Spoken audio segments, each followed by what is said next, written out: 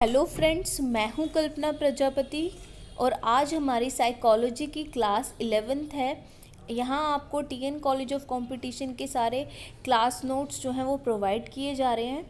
तो आज हम ऑपरेंट कंडीशनिंग का डिस्कशन करेंगे। लास्ट क्लास में हमने क्लासिकल कंडीशनिंग का जो पैवलोव का एक्सपेरिमेंट था और रियल लाइफ में हम कैसे उसे अपने इम्प्लीकेशन करते हैं वो हमने बहुत डिटेल में डिस्कस किया था। आप उस वीडियो को ज़रूर देखें।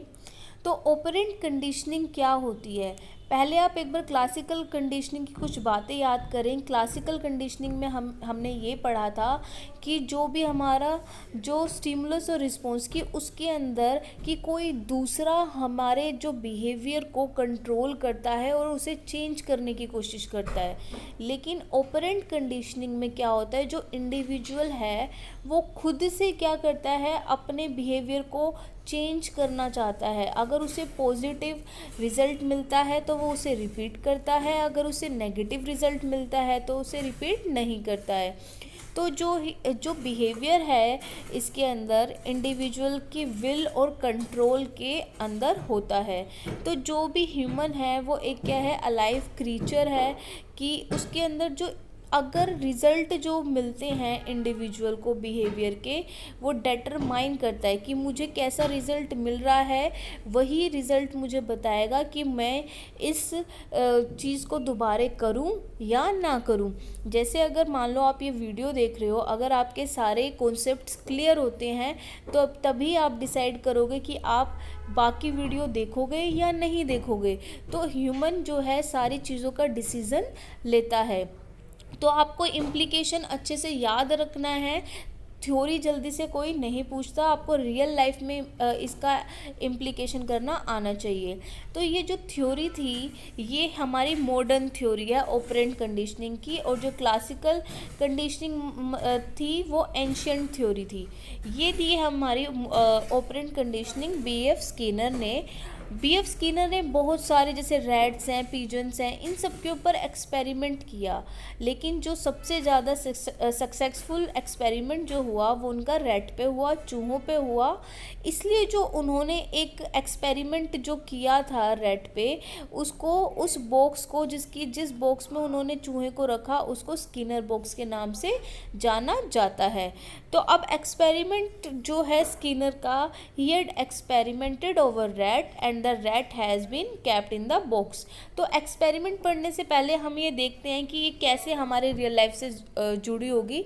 मान लो एक दिन क्या हो जाता है, आप जैसे बच्चे बंक मारते हैं, झूठ बोलते हैं कि आज हम क्या कहते हैं क्लासेस के लिए लेट हो जाएंगे, और जब घर पे जाते हो आप देखते हो कि पेरेंट्स ने आपकी बात मान ली, तो आप क्या करोगे, आपने खुद अपनी मर्जी से किया था, आपको उसका रिजल्ट क्या मिला, पॉजिटिव मिला। तो आपको आप क्या होगा, एक मोटिवेटेड हो गए।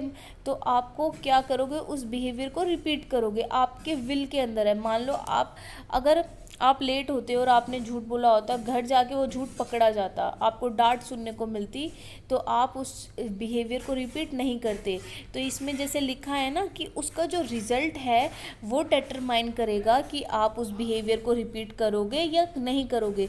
कोई दूसरा रिपीट करने के लिए आपको नहीं कह रहा, इसके अंदर आपकी खुद की मर्जी है। लेकिन क्लासिकल में क्या होता था कि वहाँ सिचुएशन ऐसी क्रिएट की जाती थी कि कोई दूसरा आपको चैनलाइज कर रहा है, वही आपको चला रहा है, हैबिट फॉर्मेशन हो रही थी उसमें। लेकिन यहाँ पे सब कुछ उस इंडिविजुअल के हाथ में है कि वो क्या करना चाहता है। तो जैसा है कि एक दिन मम्मी को बोल दिया कि ट्रैफिक जाम लगा और मम्मी ने मान लिया। फिर हमने रोज़ क्या हुआ, लेट आने का बहाना बनाया। अब क्या हुआ, एक दिन मम्मी जब लगा है तो क्या हुआ, बोथ है, अब जाम लगा है तो कोचिंग बंद है, फिर वह रोज़ जल्दी आती है। तो अब क्या है कि लेकिन एक बार मान लो कि जो मदर है आपकी वो पता चल जाए उनको। पहले तो आपको पॉजिटिव था तो आप रिपीट किए जा रहे थे कि मम्मी को झूठ बोल रहे हैं और सब चल रहा है, हम घूमते हैं बाहर। तो लेकिन एक दिन क्या है, आपको आपकी मदर को अगर रियलिटी पता चल जाती है, वो आपको डांटती हैं, तो आपको मतलब नेगेटिव रिइंफोर्समेंट मिल रहा है, तो आप क्या करोगे, अपनी मर्ज़ी से, उनके कहने से नहीं, आपने अपनी मर्ज़ी से झूठ बोलना बंद कर दिया। तो यही चीज़ हम हमारे साथ हमेशा होगी। तो इसमें सबसे पहले हम एक एक्सपेरिमेंट देख लेते हैं कि जो उन्होंने क्या किया, स्किनर ने, जो एक है ना रैट था, एक चूहा था, उस चूहे को एक बॉक्स में बंद किया, ठीक है, और उस बॉक्स में क्या लगा दिया, एक लैच लगा दिया, एक खटका लगा दिया। और इन द बिगनिंग जो है, जो बाई चांस क्या हो जाता है, जो लैच है वो चूहे से दब जाता है। जब चूहे से लैच दब जाता है तो फिर क्या मिल जाता है उसे, खाने को दाना मिल जाता है। ये आप रिलेट कर सकते हो ट्रायल एंड एरर की थ्योरी से। कुछ बच्चे जैसे उन्होंने क्या कहते हैं, ट्रायल एंड एरर में बिल्ली को भूखा रखा था। तो इसमें जो चूहा है, जो रिजल्ट जो होता है प्रेसिंग करने का, जो लैच को, वो फ्रूटफुल होता है कि उसे दाना मिल गया। तो अब क्या करेगा वो चूहा, बार बार बार बार बार बार उस चीज़ को रिपीट करेगा और जो गलतियां कम करेगा। जैसे कि अब हमें क्या मिला था, अगर हमें पॉजिटिव चीज़ मिल रही थी कि मैं झूठ बोल रही हूँ और मुझे क्या मिला, घर पे डांट सुनने को नहीं मिली, मैं बाहर घूम रही थी, तो अब क्या करा था मैंने, एक मोटिवेशन होके मैंने उस चीज़ को बार बार रिपीट किया था क्योंकि उसका रिजल्ट मुझे पॉजिटिव मिला था। तो ऐसे ही चूहा बार बार करता है। तो अब यही उसका जो है उनकी थ्योरी थी। तो हम इसमें कह सकते हैं, हम जो चाहते हैं उस चीज़ को हम बढ़ा सकते हैं, आगे ले जा सकते हैं और अपनी गलतियों को कम कर सकते हैं, हम उसे हाथियत रोक भी सकते हैं। जब मान लो आप रिवीजन करते हो किसी टॉपिक की, जब बार बार किसी चीज़ की आप रिवीजन करते हो तो आपको हर बार अपनी एक गलती पता चलती है। गलती पता चलेगी तो आप उसे सुधारोगे। तो ये क्या होगा, आपका जो बिहेवियर है वो और भी ज़्यादा क्या होगा, अच्छा हो जाएगा, पॉजिटिव होगा, फ्रूटफुल होगा। तो इसमें यही है, हम अब जो ये रिवीजन करना बार बार, ये बहुत ज़्यादा ज़रूरी होता है। अब इसके अंदर देखो, जैसे कुछ इम्पोर्टेंट जो कॉन्सेप्ट थे वो स्किनर ने यूज़ किए थे, उसमें था कि कोई भी ऑब्जेक्ट, इवेंट या information increases the revision of behaviour, that is reinforcement. अब सबसे पहले आपको दो वर्ड होते हैं, एक होता है स्टिमुलस, एक होता है रिस्पॉन्स। तो स्टिमुलस होता है कोई भी चीज़, कोई भी इवेंट है, कोई ऑब्जेक्ट है, कोई पर्सन है, कुछ भी हो सकता है जिसको देखकर आप एक रिएक्शन दे रहे हो, आप रिस्पॉन्स कर रहे हो, आपका बिहेवियर रिस्पॉन्स हो रहा है आपके बिहेवियर में, तो वो क्या होता है हमारा क्या कहते हैं, जो चीज़ है वो सारी स्टिमुलस होती है। जैसे मान लो आपको क्या है, बिल्कुल भी घिया तोरी टिंडे की सब्ज़ी नहीं पसंद है, वो आपके सामने आ जाए, ठीक है, तो आप कोई रिस्पॉन्स जल्दी, तो क्या करोगे आप, रिस्पॉन्स कैसे दोगे, गंदा की मम्मी बोले कि आज ये खाने के लिए बनाया, आपको यही खाना और आपको बिल्कुल पसंद नहीं है, तो आप उसके ऊपर एकदम में रिस्पॉन्स दोगे ना, ठीक है। तो स्टिमुलस कोई भी चीज़ हो सकती है और हर इंसान का वो अलग अलग होता है। तो वो क्या, अगर मान लो आपके सामने छिपकली आ जाए और आपको फ़र्क ही नहीं पड़ता, तो वो आपके लिए स्टिमुलस हुआ ही नहीं क्योंकि आपने उस पर रिस्पॉन्स ही नहीं दिया। लेकिन वहीं आपकी फ्रेंड है, वो एकदम में चिल्ला के उछलती है कि ओहो, तो उसके लिए वो स्टिमुलस हो गया, लेकिन आपके लिए था ही नहीं, ठीक है। तो लेकिन उसके लिए था तो उसने रिस्पॉन्स भी दिया डर के। तो अब इसमें ये है कि जो भी ऑब्जेक्ट, इवेंट या इंफॉर्मेशन, कोई भी चीज़ जब इंक्रीज़ होती है, जिन सब की वजह से हम अपने रिवीजन, अपना जो बिहेवियर है उसको रिपीट करते हैं। जो हमने पेवलोव की उसकी थ्योरी पढ़ी थी, पेवलोव की, हमने क्लासिकल कंडीशनिंग में स्टिमुलस और रिस्पॉन्स पढ़ा था कि उसके अंदर कहते हैं कंडीशन लगा देते हैं फिर रिस्पॉन्स करते हैं, ये सब हमने पढ़ा था हैबिट फॉर्मेशन का। लेकिन ये वाली थ्योरी भी स्टिमुलस और रिस्पॉन्स की है, लेकिन इसके अंदर अलग तरीके से उसे बोला गया है। ये इसमें इंडिविजुअल की विल में, हाथों में सब कुछ है। तो इसमें ऑब्जेक्ट और इवेंट और इन्फॉर्मेशन, यानी कि ये सारी चीज़ें क्या है, ऑब्जेक्ट, इवेंट या इन्फॉर्मेशन, उसको देख के आप कुछ रिएक्ट कर रहे हो ना, तो ये सारी चीज़ें क्या स्टिमुलस होंगी। कोई ऑब्जेक्ट, इवेंट, इन्फॉर्मेशन आपके लिए, उस ऑब्जेक्ट, इन्फॉर्मेशन, इन सब के लिए अगर आप उस चीज़ को रिवीजन कर रहे हो, बिहेवियर मतलब रिपीट कर रहे हो, रिपीट करना मतलब आप रिस्पॉन्स दे रहे हो और आप उस चीज़ को रिपीट कर रहे हो। रिपीट क्यों कर रहे हो, क्योंकि वो आपको क्या है, वो अच्छी लग रही है, उससे रिजल्ट आपको अच्छा मिल रहा है, तो वो क्या होता है, रीइंफोर्समेंट। जैसे कि मैंने कहा कि हंसो और फिर आप क्या कर रहे हो, हंसने लग रहे हो, आपको रीइंफोर्समेंट मिल रहा है, तो ये यानी कि रीइंफोर्समेंट आपके ऊपर काम कर रहा है। लेकिन मेरे कहने के बाद भी आप हंस नहीं रहे, आपका मूड वही सीरियस है, यानी आपके ऊपर कोई रीइंफोर्समेंट का असर नहीं पड़ रहा। तो जो अब उन्होंने बोला स्किनर ने कि दो टाइप के रीइंफोर्समेंट होते हैं। जैसे वो जो लड़की थी, लड़की की स्टोरी मैंने ऐसे बताई आपको कि वो झूठ बोलती है। अगर मैंने देखा कि रिस्पॉन्स अच्छा हो रहा है, कि मेरी मदर कह रही हैं कि हाँ कुछ नहीं होता, ठीक है कोई बात नहीं, वो मान लेती है मेरी बात, तो पॉजिटिव रीइंफोर्समेंट मुझे मिल रहा है, मुझे खुशी मिल रही है। लेकिन नेगेटिव भी मिलता है, जब वो उनको पता चल जाता है तो क्या होता है, नेगेटिव रीइंफोर्समेंट है, हम उस काम को बंद कर देते हैं, लेकिन अपनी मर्जी से कर रहे हैं। तो अब एक पॉजिटिव रीइंफोर्समेंट होता है जिसे करके हमें कोई प्लेजर, कोई खुशी मिलती है, कोई सेटिस्फेक्शन में होता है ये सारे क्या है, जैसे कि मुझे पता है अगर मैं अच्छे से पढ़ाई करूँगी तो मेरे लिए पॉजिटिव रीइंफोर्समेंट क्या है, मुझे जॉब मिल जाएगी, मेरी लाइफ सेटल्ड हो जाएगी। तो मेरे लिए क्या है कि, या फिर जिनकी जॉब लगी हुई है कि मेरा इंक्रीमेंट हो जाएगा, मेरे को प्रमोशन हो जाएगा, मुझे कोई प्रशंसा मिलेगी कि अभी आज मैं अगर अच्छे से खाना बनाऊंगी तो क्या है, मेरी प्रशंसा की जाएगी। तो आप लगे रहते हो घंटों घंटों कोई प्रोजेक्ट फुलफिल पूरा करने के लिए, कि मेरी प्रेजेंटेशन है, मैं अच्छे से प्रोजेक्ट बनाती हूँ, सभी लोग मेरी प्रशंसा करेंगे। तो ये सारी चीज़ें होती है पॉजिटिव रीइंफोर्समेंट। अब है नेगेटिव रीइंफोर्समेंट। क्या होता है, नेगेटिव रीइंफोर्समेंट की वजह से भी आप रिवीजन क्या कहते हैं, आपका बिहेवियर चैनलाइज होता है। इसके अंदर है कोई दंड है, कष्ट है, शोरगुल, जुर्माना, ठंड गर्मी, इन सब से बचने के लिए आप जो काम करते हो, मान लो कि अभी आपको पता है आपका इतना मन नहीं करता पढ़ने का। आपने देखा होगा कुछ बच्चे तो खुशी खुशी पढ़ते हैं और कुछ बच्चे मजबूरी में पढ़ते हैं, ठीक है। तो क्यों, अब वो क्या करते हैं कि उन्हें डर है कि मैं फ़ेल हो जाऊंगा, इसलिए वो मजबूरी में पढ़ रहे हैं। तो अब उन्हें नेगेटिव रीइंफोर्समेंट कैसे होगा, फेल होने का डर से वो क्या कर रहे हैं, पढ़ रहे हैं। तो नेगेटिव रीइंफोर्समेंट है उनके लिए एग्ज़ाम, ठीक है। लेकिन पॉजिटिव में कैसे लोग हैं कि अगर आपको लगता है कि भाई अभी एग्ज़ाम आ रहा है और मेरी तो भाई इतनी सैलरी मिलेगी, इतनी अच्छी जॉब लगेगी, तो ये पॉजिटिव है। तो अब जैसे कि आप क्या क्या कहते हैं, गर्मी हो रही है, तो क्या है वो नेगेटिविटी, क्या कहते हैं, बहुत ज़्यादा गर्म लू चल रही है, सारी चीज़ें चल रही है, तो आप क्या करते हो, गर्मी से दूर होने के लिए एसी चला लेते हो, फैन, ठीक है, कूलर चला लेते हो, फ़ैन ऑन कर देते हो। ये क्या है, उस नेगेटिव रीइंफोर्समेंट, नेगेटिव को दूर करने के लिए, जो नेगेटिव रीइंफोर्समेंट है उसको दूर करने के लिए आपने जो काम किया, ठीक है। अब इसके अंदर है जैसे कि कोई भी बिहेवियर जिससे आपका पेन, नॉइस और ये सारी चीज़ें दूर हो जाती हैं, वो नेगेटिव रीइंफोर्समेंट है। नेगेटिव क्यों, क्योंकि ये जो अभी मान लो बाहर से बहुत आवाज़ आ रही है और मैं गेट बंद कर लेती हूँ, तो ये क्या हो गया, नेगेटिव रीइंफोर्समेंट। जो बाहर से आवाज़ें आ रही थी उसको दूर करने के लिए मैंने काम किया, जिससे मुझे सेटिस्फेक्शन मिले, कि मैं फेल ना हो जाऊँ, इसलिए मैंने पढ़ाई करी कि मुझे सेटिस्फेक्शन मिलेगा।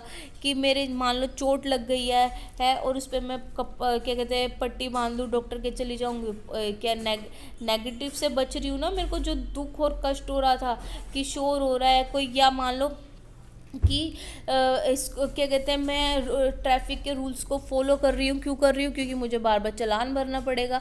तो उस जो आपकी गंदी आदत थी, जैसे मान लो 2000 का चालान हुआ, पहले आप 100 रुपये का तो भर देते थे कि कुछ नहीं होगा, लेकिन जैसे ही वो 2000 का हुआ तो आप उस गलती को कम करना शुरू कर रहे हो। क्यों, क्योंकि नेगेटिव रिइंफोर्समेंट है। आपको पता है अगर आपने गलती कम नहीं करी तो आपको चालान भरना पड़ेगा। आपको पता है कि अगर आपने एसी नहीं चलाया तो आपको लू लगेगी। आपको पता है आपने स्वेटर नहीं पहना तो आपको ठंड लगेगी। आपको पता है आपने हाथ पे पट्टी नहीं बांधी तो ब्लड आपका निकलेगा। आपको पता है आपने गेट बंद नहीं करा तो बाहर से आवाज़ आएगी। तो ये सब क्या है, ये सब आप नेगेटिव से बचने के लिए ये कर रहे हो ना, ठीक है। और पॉजिटिव में होगा खुशी खुशी कर रहे हो उस चीज़ को। अब दंड से कार्य की रिपीटेशन रुक जाएगी। जब हम आपको पता है ना नेगेटिव चीज़ आपको ये मिलेगी अगर मैं ऐसा नहीं करूँगा। जैसे कि अभी आपको पता है कि अगर मैं नहीं पढ़ूँगी तो मुझे क्या है, कोई अच्छी नौकरी नहीं मिलेगी, ये मेरे पास मौका है, या आपकी एज जाने वाली कि मेरे पास आखिरी मौका है, मुझे करना पड़ेगा। तो ये क्या, नेगेटिव की वजह से आपको और मोटिवेशन मिल रही है कि मेरी एज हो गई है और फिर मैं नेक्स्ट टाइम एग्ज़ाम नहीं दे पाऊँगी। अब शोर की वजह से दरवाज़ा बंद कर लिया, एसी चला लिया, या पुलिस के फाइन से बचने के लिए आप रूल्स फॉलो कर रहे हो। तो ये क्या है, ये आपको प्लेजर तो प्रोवाइड नहीं कर रहा, आपको पढ़ना अच्छा नहीं लगता लेकिन मजबूरी में पढ़ रहे हो, ठीक है, आपको गर्मी पसंद नहीं है इसलिए आप एसी चला रहे हो। तो इन सब के लिए क्या होता है, आप रिइंफोर्समेंट होता है। लेकिन अब ये आता है कि पनिशमेंट कभी भी नेगेटिव रिइंफोर्समेंट नहीं होगी। पनिशमेंट आपको कैसी भी नहीं देनी, ना तो आपको शारीरिक, मानसिक, मेंटल, कॉर्पोरल कोई पनिशमेंट आपको नहीं देनी है। पनिशमेंट में बल्कि क्या होता है, जो इंसान है ना, जो क्या कहते हैं, वो दूसरे के प्रति ना नफ़रत करने लग जाता है, उसके अंदर नेगेटिव फीलिंग आ जाती है उस इंसान के लिए जो उसे पनिशमेंट प्रोवाइड कर रहा है। लेकिन नेगेटिव रिइंफोर्समेंट में क्या ऐसी फीलिंग नहीं आ रही थी उसको, बल्कि उसको खुशी मिल रही थी कि अगर क्या कहते हैं, अगर मैं ये नहीं करूँगी तो मेरे साथ अच्छा होगा, उसको ये था। लेकिन अब इसमें ये है कि अगर मैं नहीं करूँगी तो मुझे, जैसे स्कूल में क्या कहते हैं, बोलते थे मुर्गा बनो, हाथ ऊपर करके खड़े हो जाओ, क्या कहते हैं, डंडे मारते थे, थप्पड़ मारते थे। तो ये सब क्या था, तो फिर हम उस टीचर के लिए ना नेगेटिव फीलिंग लाने लगते थे, बैक बिचिंग करते थे कुछ बच्चे। तो अब ये सारी चीज़ें ना, पनिशमेंट कभी भी नेगेटिव रिइंफोर्समेंट है ही नहीं। पनिशमेंट हमें ना उनको शारीरिक, मानसिक कैसे नहीं देनी है। लेकिन बस जैसे अब इसमें देखो, अगर इसमें क्या, अगर मैं गेट बंद नहीं करूँगी तो शोर होगा, तो इसके अंदर उस काम को ना करने से मुझे एक पॉजिटिव चीज़ प्राप्त हो रही है ना बिहेवियर में। लेकिन पनिशमेंट में क्या है, मैं लर्न नहीं करके जा रही तो मुझे डंडे मिल रहे हैं, ठीक है। तो ये सारी चीज़ें गलत हैं, तो पनिशमेंट हमें नहीं देनी। इसमें है पॉजिटिव रिइंफोर्समेंट से हम उस कार्य को बार बार करते हैं, और नेगेटिव से हम उस कार्य को कम करते हैं। जैसे कि अभी आप पॉजिटिव कार्य किया, जैसे कि आपको अभी ये कॉन्सेप्ट समझ में आ रहा है, तो अब क्या करोगे, आप बार बार और वीडियोस को देखोगे अपने कॉन्सेप्ट्स को क्लियर करने के लिए। तो ये पॉजिटिव रिइंफोर्समेंट है।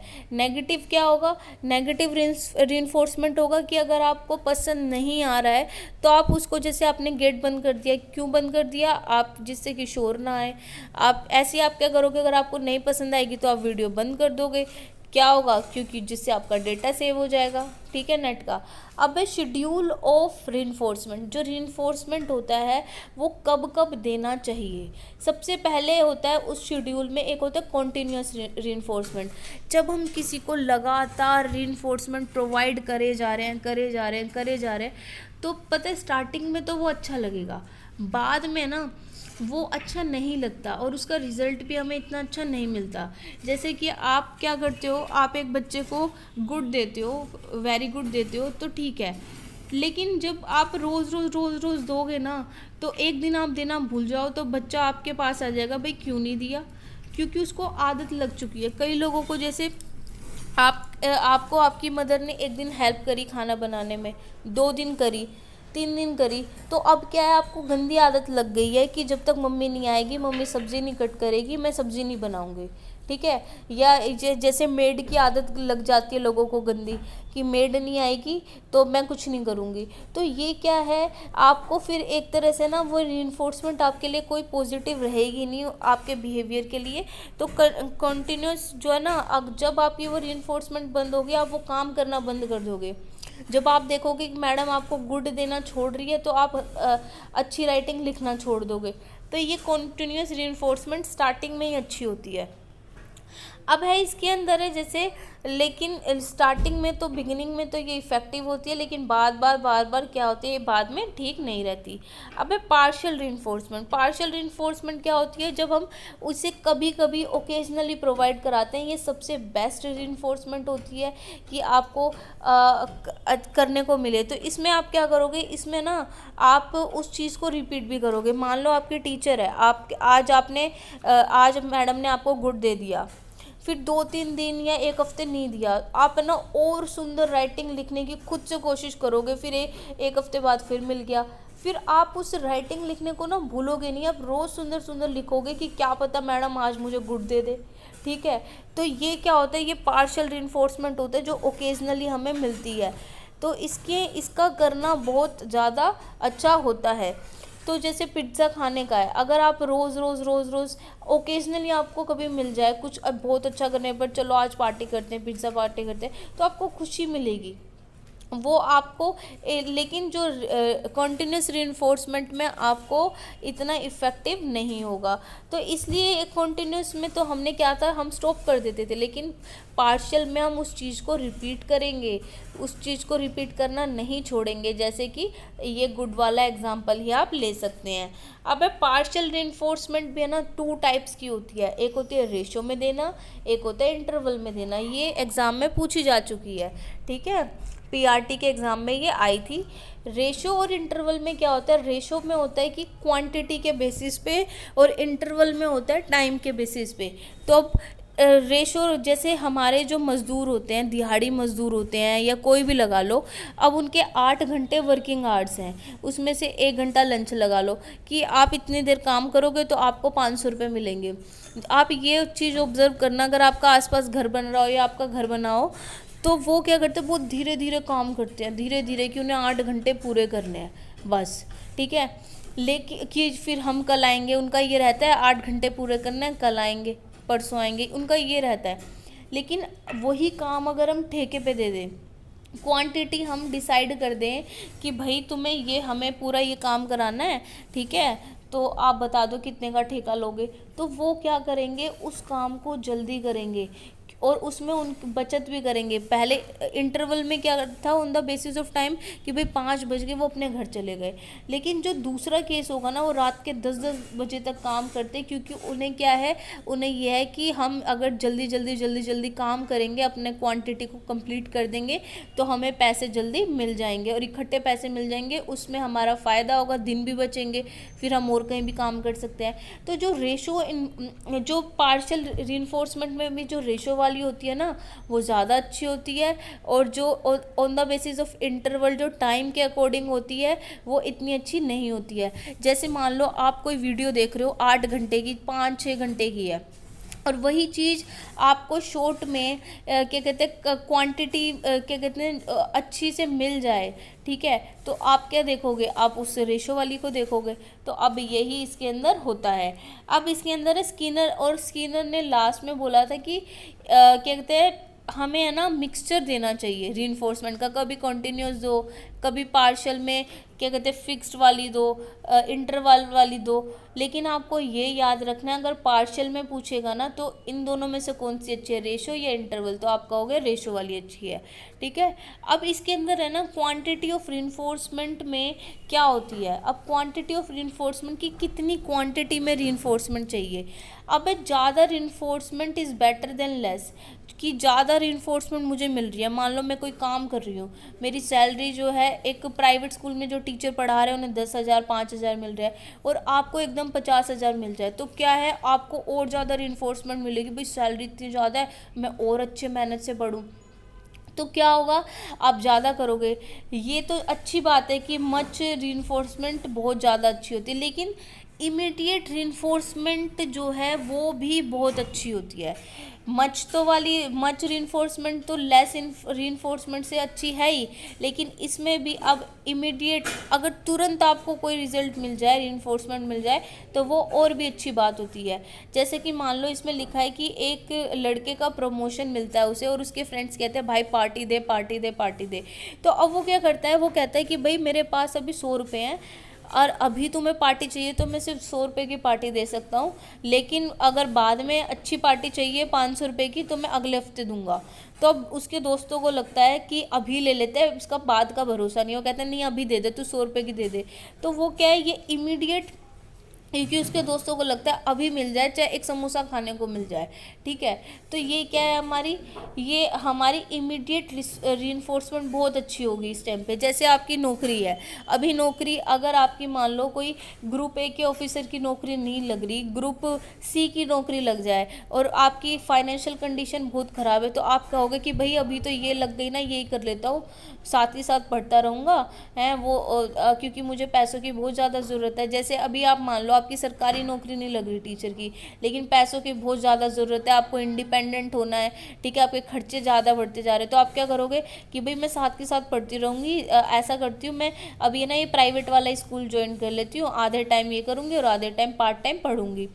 तो ये क्या है, इमीडिएट रिइंफोर्समेंट, क्योंकि इस क्षण में आपको ज़रूरत है ना, तो इमीडिएट रिइंफोर्समेंट सबसे अच्छी होगी। अब इसमें भी अब शेपिंग क्या होता है, शेपिंग का होता है कि कोई भी लर्निंग या टीचिंग, या तो पढ़ना खुद से या पढ़ाना, कोई भी हार्ड टॉपिक जो होता है, जो हमें लगता है कि बच्चों को पढ़ने में मुश्किल होगी, या हर इंसान के लिए हर अलग अलग टॉपिक को हार्ड उनके लिए होता है, किसी को साइंस में प्रॉब्लम है, किसी को मैथ्स में है, किसी को इंग्लिश में, हर इंडिविजुअल पे वो डिपेंड करता है। तो हम उस टॉपिक का ना छोटा छोटा छोटा छोटा पार्ट जो है वो पढ़ते हैं, जिससे कि और जो थोड़ा थोड़ा करके समझ में आता है, तो वो क्या होता है, शेपिंग में आता है। जैसे कि किसी को इंग्लिश में प्रॉब्लम है, तो वो क्या करेगा, पहले धीरे धीरे उसने क्या कहते हैं टेंस सीखे, ये टेंस क्या होते हैं, अब उसमें वो नाउन सीख रहा है, नाउन होती है, फिर प्रोनाउन सीख रहा है, फिर वर्ब सीख रहा है, एडवर्ब सीख रहा है, एडजेक्टिव सीख रहा है। तो ये क्या, वो छोटे छोटे छोटे छोटे पोर्शंस को टुकड़ों में बांट बांट के सीख रहा है। जैसे आप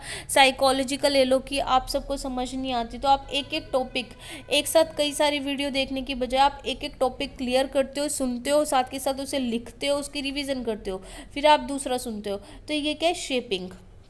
जैसे कि एक ये आर्ट है, इस एट के ऊपर क्या है, ये डिफ़िकल्ट है एक पिजन के लिए इस शेप में ऐसे ऐसे करके घूमना। तो अब क्या है, उस पिजन को धीरे धीरे धीरे धीरे करके इसके सामने इस एट के अकॉर्डिंग उसको आप चलने को कह रहे हैं। अब चेनिंग क्या होती है, चेनिंग और शेपिंग। अब चेनिंग होता है कि ड्यूरिंग लर्निंग और टीचिंग में आप कनेक्ट कर रहे हो, जो भी आप पढ़ रहे हो ना, शॉर्ट शॉर्ट टॉपिक, आप दूसरे टॉपिक से उसे कनेक्ट कर रहे हो। जैसे कि अगर मैं आपको ऑपरेंट कंडीशनिंग पढ़ा रही हूँ, तो इसमें मैं आपको क्लासिकल के बारे में भी थोड़ा थोड़ा मैंने आपको बताया, और जब मैंने आपको क्लासिकल पढ़ाया था तो मैंने आपको पहले की लर्निंग क्या होती है उसके बारे में पढ़ाया था। तो अब जैसे मैं नेक्स्ट वीडियो में आपको ट्रायल एंड एरर पढ़ाऊँगी, तो मैं आपको क्या करूँगी, पीछे वाली से कनेक्ट करके चलना। इस कनेक्शन से क्या होता है, हम उस चीज़ को पूरा कर लेते हैं, धीरे धीरे कनेक्शन से पढ़ना। तो ये चेनिंग में आता है। ये ऑलमोस्ट दोनों सेम है, बस ये डिफरेंस है कि शेपिंग में छोटे छोटे पार्ट्स को पढ़ रहे हो, और चेनिंग में क्या कर रहे हो, आप जब दूसरा पार्ट पढ़ रहे हो तो पहले वाले की भी आप रिवीजन कर रहे हो। तो अब स्किनर ने बोला था एक चीज़ कि अगर बच्चे का सेल्फ डायरेक्टेड बिहेवियर है, तो हमें उसको हमेशा रिइंफोर्स करना चाहिए, और फिर वो उसको रिइंफोर्समेंट मिलेगा तो वो क्या करेगा, अच्छे से और काम करेगा। जैसे कि अगर बच्चा बिना कहे क्या करता है कि मैडम खुश होगी, तो बिना कहे क्या करता है, नोटबुक पे अपनी कवर चढ़ा लेता है। तो आपको अप्रिशिएट करना चाहिए बच्चे को, फिर वो और अच्छा करने की हर चीज़ में करेगा कोशिश। जैसे अभी आप क्या कर रहे हो, आपका सेल्फ डायरेक्टेड बिहेवियर है, आपने किया कि आपको साइकोलॉजी के कॉन्सेप्ट समझ नहीं आ रहे, तो आपने एक पूरा टाइम टेबल सेट कर लिया कि इस टाइम पे मैं वीडियो देखूंगी, नोट्स बनाऊंगी, फिर मेरे को शाम को रिवीजन करनी है, मुझे टीचिंग एप्टीट्यूड यानी एजुकेशन को इतना टाइम देना, आपने पूरा कर लिया। तो ये क्या आपका सेल्फ डायरेक्टेड बिहेवियर है। अब कुछ जो ये कॉन्सेप्ट है ना क्लासिकल और ओपेरेंट के, हम उसमें जो टर्म्स आए हैं उनको पढ़ लेते हैं। अरोजल, अरोजल जो है कंडीशनिंग, चाहे क्लासिकल हो चाहे ओपेरेंट हो, दोनों कंडीशनिंग में। क्लासिकल में मैंने बताया था ना कि हैबिट फॉर्मेशन होती है, स्टिमुलस होता है, रिस्पॉन्स। ये डिटेल में मैं अभी बता नहीं पाऊंगी, उसकी पूरी वीडियो आप उसमें देखिए, आपको समझ में आएगा। तो अरोजल जो है कंडीशनिंग के लिए वो होना बहुत ज़्यादा, उत्तेजना होनी चाहिए उस चीज़ को पाने की, वो ज़रूर उत्तेजना आपको होनी चाहिए नौकरी पाने की। जैसे उत्तेजना थी उस लड़की को कि घूमना है उसे, इसलिए उसने झूठ बोला, ठीक है। उत्तेजना होनी चाहिए आपको किसी भी चीज़ को करने की। उत्तेजना है कि मुझे इतनी सैलरी चाहिए तो मैं पढ़ूंगी, उत्तेजना है कि मुझे फेल नहीं होना तो मैं पढ़ूंगी। तो ये सब क्या, जैसे उत्तेजना है मुझे कि मुझे मेरी मैडम से अप्रिसिएशन मिले तो मैं कवर चढ़ाऊंगी, मैं डिसिप्लिन में रहूँगी। तो अरोजल जो है मस्ट होता है कंडीशनिंग के लिए। अब है एक्सटेंशन। एक्सटेंशन क्या होता है, विलोपन। जब अनकंडीशन स्टिमुलस जो है is not presented with condition stimulus, conditioning and. अब ये अनकंडीशनड और कंडीशनड क्या होता है, ये आप क्लासिकल में देखिए, आपको अच्छे से डिटेल में समझ में आएगा। तो आप शॉर्ट में ये समझ सकते हैं कि जब हम कोई कंटिन्यूस वर्क करने पर भी आपको रिजल्ट नहीं मिल रहा, तो आप काम करना छोड़ दोगे। जैसे मान लो कई बच्चों ने 2017 में डीएसएसबी के फॉर्म भरे हैं, तो अभी तक उनके एग्ज़ाम नहीं हो रहे, रिजल्ट नहीं आ रहे, भैया 4 साल हो गए हैं कि तो आप क्या करोगे ना, आपका मन नहीं करेगा। और मान लो 4 स्टेजेस में एग्ज़ाम है, अभी तक 4 साल में आपकी वो 4 स्टेजेस ही पूरी नहीं हो रही है, तो आप क्या करोगे, छोड़ दोगे उसको। तो अब इसमें क्या है, वो अगर आप क्या करोगे, अनकंडीशनड स्टिमुलस, अनकंडीशनड मतलब होता है कि जिस पे मैंने कोई कंडीशन नहीं लगाई, कि अनकंडीशनड स्टिमुलस क्या है, ये मुझे भूख लगी है, वो खाना क्या है, फूड क्या है, मेरे लिए अनकंडीशनड है। और अनकंडीशनड भूख लगते ही मैंने रिस्पॉन्स क्या हुआ, मेरे मुंह में सलाइवा आ गया, खाना देखते ही मुझे बहुत तेज भूख लगी थी, फूड देखते ही। और कंडीशन मैंने क्या लगा दी कि पहले बेल बजाई थी, फिर खाना दिया था, हैं। तो अब क्या, फिर अब लेकिन आप ये देखो, आप बेल बजाते जा रहे हो, बजाते जा रहे हो, बजाते जा रहे हो, लेकिन खाना उसके बाद दे ही नहीं रहे, तो आप क्या करोगे, आप फिर कंडीशनिंग नहीं होने वाली आपकी। अगर बेल बजाने के कुछ देर बाद आप खाना दे देते हो ना, तब आप उस बेल बजाने वाले पे सलाइवा निकालोगे, वरना नहीं निकालोगे। जैसे कि आपने नोटिफिकेशन निकाल दिया, आप तैयारी करे जा रहे हो, करे जा रहे हो, करे जा रहे हो, लेकिन पेपर नहीं आ रहा।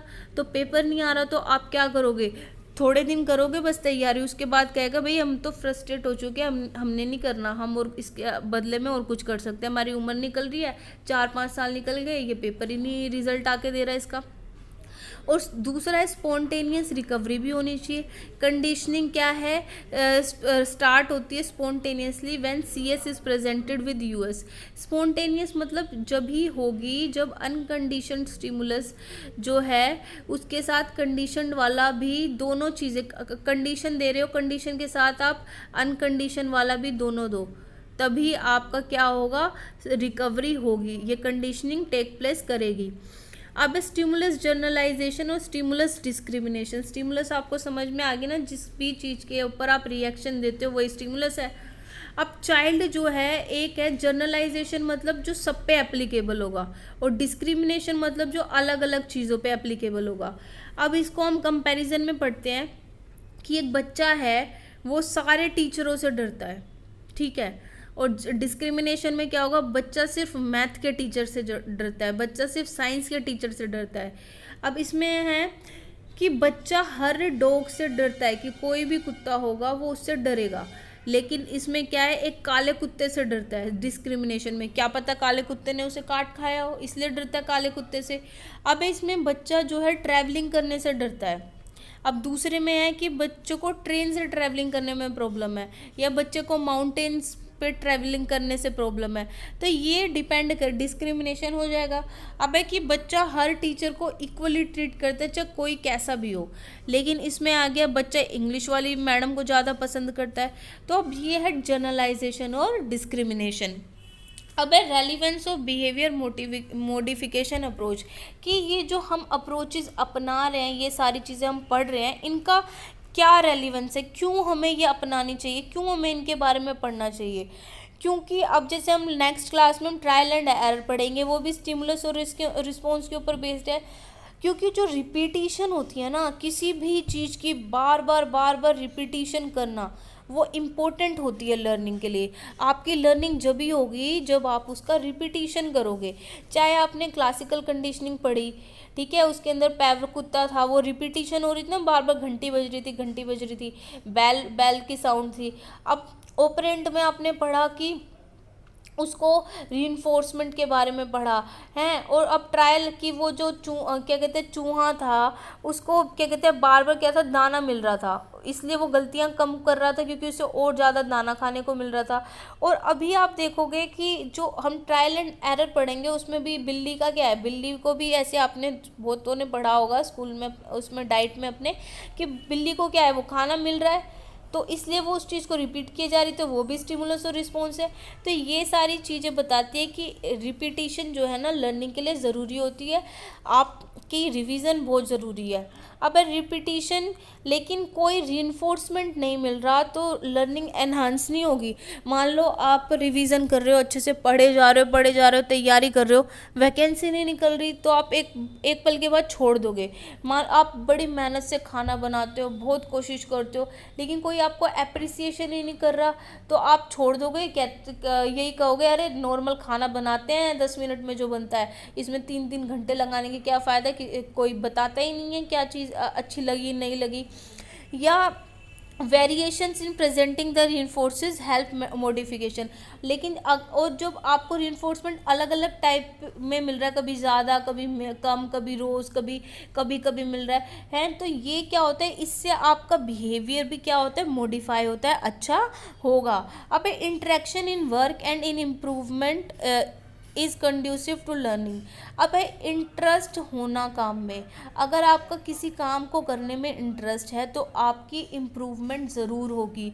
अगर आपका इंटरेस्ट है, आपको पेपर क्लियर करना है, पढ़ाई में इंटरेस्ट ले रहे हो तो आपकी और मतलब मान लो साइकोलॉजी आपकी कमज़ोर है लेकिन आप इंटरेस्ट से पढ़ रहे हो तो धीरे धीरे आपकी इम्प्रूवमेंट ज़रूर होगी। आपको हर कॉन्सेप्ट जो ना एक मिनट ऐसे लिप्स पे याद रहेगा। तो ये क्या है, लर्निंग के अंदर इंटरेस्ट होना बहुत ज़्यादा ज़रूरी है। तो आई होप कि ये वीडियो आपको समझ में आई हो, पसंद आई हो। आप वीडियो को अपने फ्रेंड्स के साथ शेयर कीजिए और चैनल को सब्सक्राइब करना ना भूलें। आपका विदिन 10 डेज़ जो है आपका सारा सिलेबस कंप्लीट कर दिया जाएगा। तो मिलते हैं नेक्स्ट वीडियो में। Till then good bye.